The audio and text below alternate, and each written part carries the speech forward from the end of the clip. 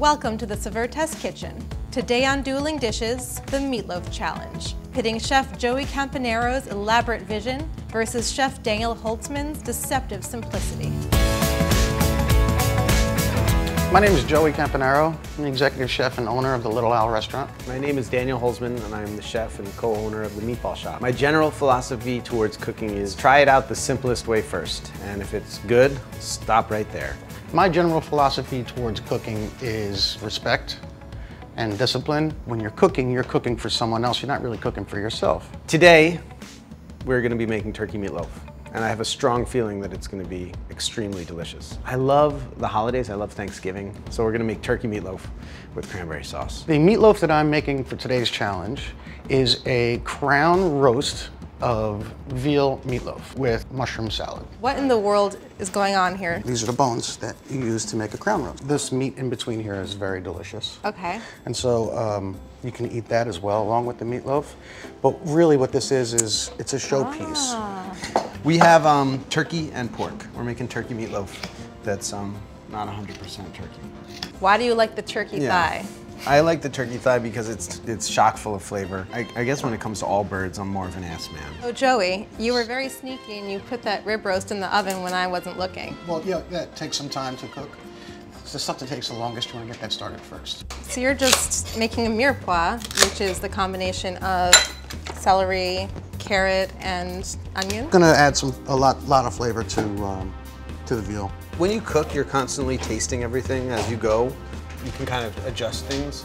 But with meatloaf, you kind of stick it in the oven and then you don't know how it's going to come out until it's over. I like to try and be fairly specific with the seasoning. Okay, so you're measuring out the salt and pepper? I mean, this is going to be my mixture for my meatloaf. So it's ground veal, eggs, breadcrumbs, salt and pepper. Panko breadcrumbs, right? Yes. Those are Japanese breadcrumbs. What exactly is panko breadcrumbs? How do they make It's Japanese breadcrumbs. They make it from Japanese bread. And what makes Japanese bread Japanese? Like, I never understood. There's no Japanese bread. It's just wheat flour and water. Why do we put breadcrumbs in meatloaf? The bread is what makes it light and fluffy and gives it the texture. It absorbs all the fats. So say someone wanted to make your turkey loaf and they have a gluten allergy. Rice. I cook rice. Rice. Oh, and tell us why you're combining, this is kosher salt with minced garlic? If you use it as an abrasion, as an abrasive, you can kind of like make a paste out of it. You know, when you're trying to mix one clove of garlic into a ton of meatball. You're getting a beautiful texture. Yeah, and then you get the paste, and then it all distributes really evenly. It's the first time Daniel and I ever worked in the kitchen. But I heard you two have competed before, is that right? We were in a competition. Yeah. I have the great distinction of never winning a fight or a competition. I'm preparing to put my meatloaf into the oven.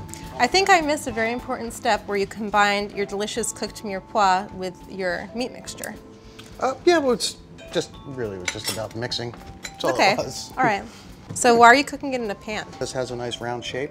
I'm gonna put the bones in the middle here. And I love how you're making meatloaf, which is something people think of as an everyday food, into a centerpiece. It's a special occasion dish. So you tied that up with kitchen twine? Yes. Yes? Yeah, I use kitchen twine to tie it. Just to get it to stay. That's quite beautiful. Thanks. So you're not cooking it all the way through from the very beginning? It's all gonna cook together now. Okay. I could see this becoming a sensation. It has a little bit of kitsch to it, which I think is fun. I'm just gonna stick some vegetables inside here. Right. So I'm gonna add aroma. This is some very energetic mixing that you're doing, Daniel. Yeah, I'm doing a little extra aggressive workout. Just a way to just kind of like burn some calories. You want to mix it really, really, really, really well so that it all sticks together. My mom used to make meatloaf and it was super delicious. Everything my mom does is incredible. I love her to death, but it used to fall apart a little bit. And I don't want my meatloaf to fall apart. Absolutely gorgeous. Thank you. So the oyster mushrooms are the gray ones and the shiitakes are the brown. That's correct. And you put some garlic in there first. Yeah, I'm just using whole garlic. And so I'm gonna remove it. It's gonna add some flavor. You know, you make meatloaf all the time and you put it in the oven, you don't know what it tastes like till it comes out, so I think it's a good idea to make a little fried up patty. And What do you think? Delicious. Wow. What a great sound. So you're deglazing the pan right now. They're deglazing, and then that's gonna turn into a glaze. So deglazing is just getting all those delicious browned bits and using them in your sauce. Sherry vinegar. This is tomato paste. And this is molasses. I have to say, this almost to me is evocative of like the best ketchup in the world. Exactly. This is a very beautiful crock that you're gonna serve it in. I'm super happy about it. I love this thing. Do you have to grease it first? I didn't, but I put some paper in the bottom so that it doesn't stick to the bottom. When you make it big like that, it's important that you cook it really slowly so that it cooks evenly. And if you put it in the water, it'll stop it from kind of roasting too quickly. The whole thing will stay at 312 degrees and it'll cook really, really evenly. So now I'm getting my lettuce ready for a salad. And you're gonna put the salad inside of the crown roast. Yes. Is it gonna get wilted if the crown roast is hot? It will a little. Yeah? Yeah. And that's okay with you? That's definitely okay with me. Okay.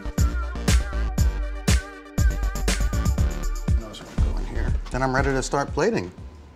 As soon as the meatloaf's done. So we got sugar. I got sugar. We got orange juice. I got orange juice. And then I'm gonna put a pinch of salt in here and I'm gonna throw a cinnamon stick or two in there. And then I'm gonna cook it until the cranberries just Pop. I feel like this is gonna make my dish. That's beautiful. Oh, thanks. So you're looking to make this a brushable consistency when you're cooking it? Yes. So you're giving people that color they're looking for when they see a meatloaf. Yep. It's still a meatloaf. The meatloaf's in the oven.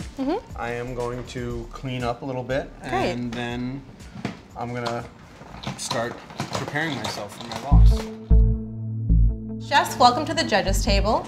Joining me today is Chef Dale Talday. He's the owner of Talday in Brooklyn and also a veteran of the Top Chef series on Bravo. And to my right is Chef Cesare Casella. He is the chef and owner of Celery Rossi in Manhattan. Daniel, you're serving us first, so why don't you tell us about the dish you've made? Turkey meatloaf with cranberry sauce. We took some turkey thigh and there's a little bit of pork in there. Simple, just black pepper and I don't know, you'll taste it, you're a chef. Meatloaf is a mouthful. Is meatloaf tasty? I love meatloaf. It's delicious. Cranberry sauce, dude. Yeah. Banging. Thank you. Is this something that you just kind of eat every day, like put in a sandwich? It's like one of my favorite sandwiches, turkey and stuffing. Leftover sandwich is the best, so. The turkey thighs, is that what's keeping it moist? And the pork fat.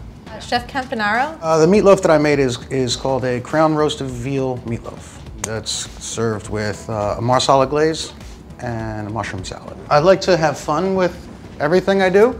Being a competition, it was, I think, a little risky to do this. I've never done this before. How was it cooked in the oven? In a Teflon skillet. I really think this could become like a viral recipe on the internet because it's so over the top. That's amazing. That's amazing. Thank you. So if you could give us a moment and we'll invite you back in a little bit. Thank you. Joy did a great job. It's like origin in your mouth.